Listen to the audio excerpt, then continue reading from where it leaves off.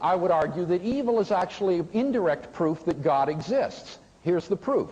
Number one, if God does not exist, objective moral values do not exist. Atheists and theists concur on this. 2, evil exists. 3, therefore, objective values do exist. Some things are really evil. 4, therefore, God exists. So that paradoxically, even though evil in one sense calls into question God's existence, in a deeper sense it actually demonstrates God's existence, because without God there wouldn't be any foundation for calling anything evil. Some people think that the most one of the most compelling arguments against the existence of God is that there's evil in the world.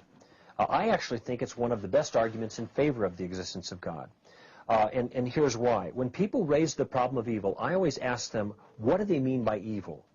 A lot of times they'll give illustrations of it. And I say, no, I don't mean an illustration. I mean a definition.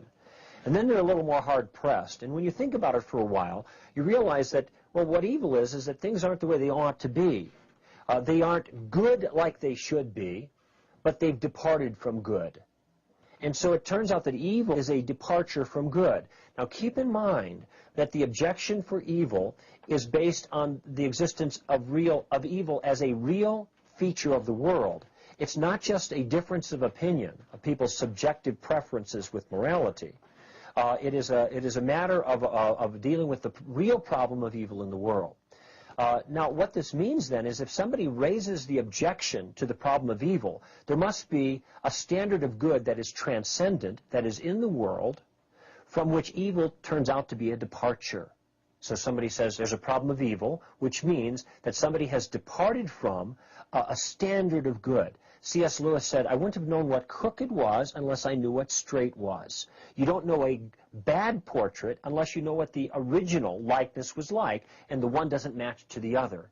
And it turns out then that in order for somebody to complain about the problem of evil, there must be some transcendent standard of good that it departs from.